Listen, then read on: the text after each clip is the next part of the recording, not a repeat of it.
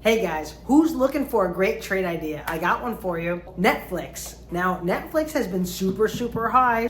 It's been trading at like $1,100 per share, but they very recently announced a 10-for-1 split. Here's what that means.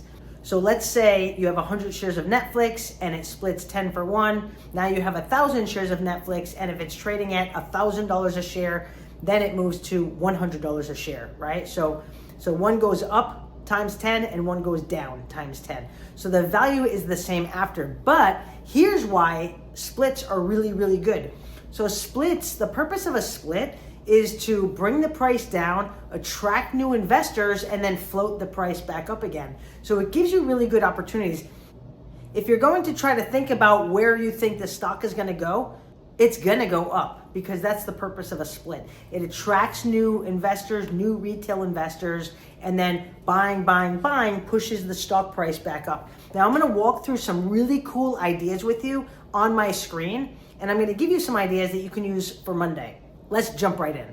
Okay, so first we're going to jump right in and we're going to look at a 52-week chart with Netflix. Anytime we're getting ready to trade something, we're always going to pull up a chart and kind of see where it's been the past year, right? So as I mentioned a moment ago, Netflix has been super expensive for a really long time, hence the company looking to do the split. But a handful of days ago, they literally dropped from like almost $1,250 a share to $1,120 a share. I'm just using round numbers.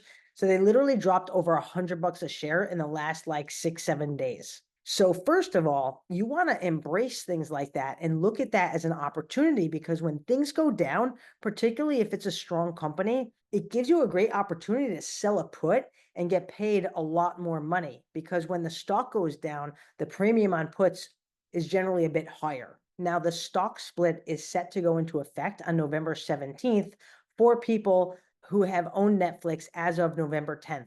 So there is still time to participate. Let me explain to you exactly some great ideas on how we can use options in that. So let's take a look. Now, as you guys probably already know, I personally prefer weekly options. So let's look at November 7th, which is the next Friday, right? And Netflix closed on Friday at 11/18/86, as we can see up here. So now when we're looking at selling an option contract, we're going to look down the middle at the strikes, right? And then puts are going to be on the right-hand side of the page and calls are going to be on the left. So let's take a look at a put first. Now, I look at a couple of things. Number one, I look at delta. So delta gives you an idea of the statistical likelihood that the stock is going to go from where it is all the way down to the strike price before the expiration.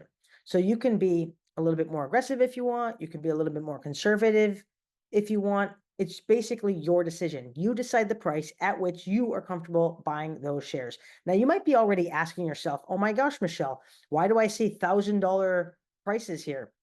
Again, the stock hasn't split yet. However, if you still own a contract, an options contract, and then it splits afterward, these numbers will automatically be adjusted. But let's look at some ideas first. So I always think it's best to make as much money as possible, generally. Let's look at a contract that will pay you over $1,000 for holding it for 1 week. And let's take a look and see how much you'd get paid, how much you have to commit, that sort of thing. I'm going to walk through a few different choices with you and show you the exact steps that you can replicate on your own. So if I wanted to make at least $1,000 on this trade, I can sell an 1102.50 put. Here's what that means, guys. Netflix right now is at 1118.86. If it drops below 1102.50 by the expiration of November 7th, I'm committing to buy 100 shares at that strike price, at the price of 1102.50. If it doesn't drop, I don't buy the shares. Either way, I keep the premium. Now, this contract has a 33 delta, meaning that it's 33% likely, approximately, that it's going to drop, because it would have to drop another $16 or so, and it already dropped like $100 over the last 6-7 days. This contract last traded at 10.25, meaning $1,025 gets dropped into your brokerage account right when you make the trade. Now, if you're not using margin, you might be wondering, how much money do you need to make this trade? Because the price is really expensive, right? And it is. So let me walk through that with you. So basically 1102.50 is my strike price. I'm always committing to buy 100 shares, right? Because each contract represents 100 shares. So that means you're committing $110,000 on this particular trade. That's a lot of money, but stay with me for a moment. If you're not using margin and you put up all the money, you're making $1,025 and you're putting up $110,000. So let's take a look and see what that rate of return is.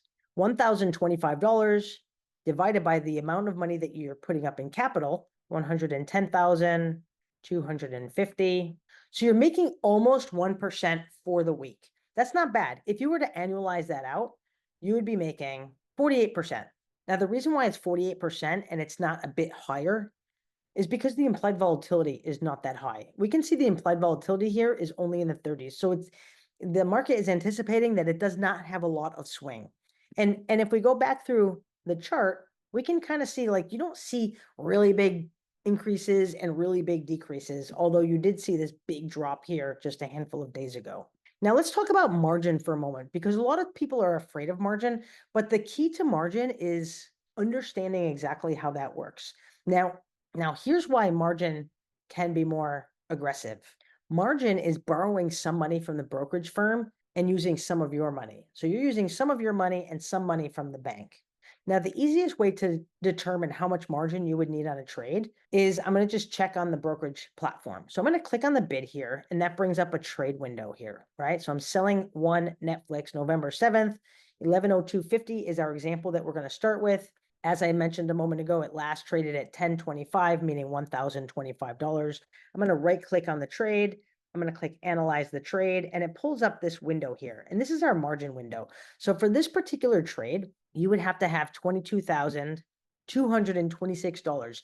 Now, here's why margin needs to be understood if you're going to participate in margin trades, because it means this. You have to have $22,226 in your brokerage account to put this trade on. However, what happens if you put this trade on? What happens if you only have, let's say, $23,000? That's it. You can put this trade on, and then if Netflix drops, it could create a margin call if you don't have enough capital in your account. And margin calls require you to either put more money in super quick, or your trade gets liquidated, meaning that you can take a recognized loss on your trade. So that's like when people talk about blowing up an account, they're referring to using leverage, using margin, positions going against them, not having enough capital to sustain those positions, and then having to take realized losses. So if you are using margin, you have to be super careful not to do that. The way I monitor, I personally use margin, and the way that I monitor that is I've created a application where I can see all my positions, and then I can input hypothetical drops in the underlyings to see if it was to create a margin call. So for example, let's say I'm trading Netflix and Tesla and Coinbase. I can input a hypothetical drop of Tesla in the amount of 20%.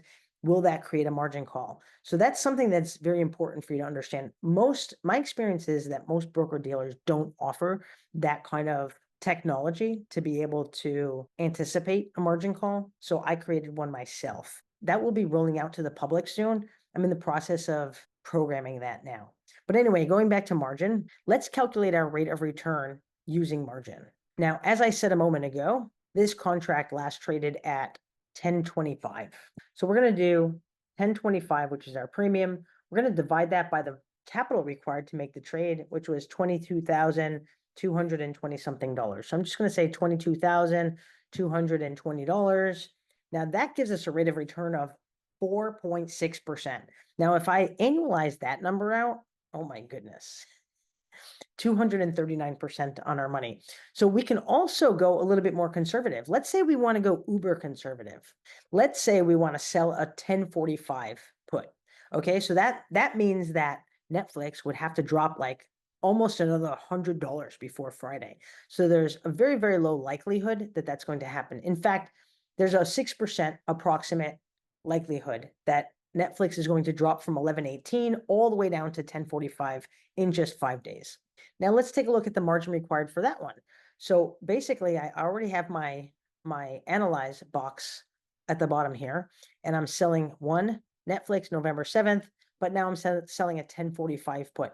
So now this contract would only require about $15,200. So let's calculate our rate of return based on that. This contract last traded at $123 divided by 15,210, which is the capital we'd have to put up to make the trade. And that gives us about almost 1%. So I'm going to annualize this figure out. I'm going to multiply that times 52. The reason why I'm doing that, because if I did a trade like this once a week for a year, what would be my annual rate of return? Well, now we're making 42%. Here's an interesting one. I'm going to give you guys a great idea because Netflix is projected to do their split on November 17th. I'm going to look at a November 21st contract. So let's go out 3 weeks. I generally like to do 1 week contracts, but let's just take a look and see what a 3-week contract would be, how much money we would have to make the trade, and how much income we can make from that. Now, by the way, November 21st is after the split date of the 17th. So these numbers will automatically get adjusted after the split occurs. Don't worry about that. Okay, so let's just look at an example. Let's look at a $1,000 strike that expires November 21st. So this is 3 weeks away, and Netflix would have to go down $118 in order to be in the money. And this contract last traded at 307, meaning that $307 will be dropped right into your bank account. Let's take a look and see what the margin requirement on this trade is. So I already have my analyzed box up here. So I'm selling one Netflix November 21, $1,000 put. The margin requirement on this particular trade is $10,700. So let's calculate the rate of return on this trade. Okay, so we're going to divide $307, which is our premium, divided by $10,760, which is our margin requirement. Now that gives us a rate of return of about 2.8%. Now this is for a 3-week contract. So what am I going to do? I'm going to divide by 3 to get my weekly rate of return. And then I'm going to multiply by 52 to get my annualized rate of return. Now that's giving us a rate of return of about 49%. Not bad. Now, again, if you are using margin, you do have to take care in this. So you don't necessarily want to only have $10,000 available. Anyway, I hope a video like this helps. Let me know what you think of the video. Like it if you liked it. Subscribe to my channel. I'm putting up a video each and every single day for 1,000 days. Drop a comment in here. What do you think of Netflix? What do you think of the 10-to-1 split? Anyway, cheers for now. Happy trading.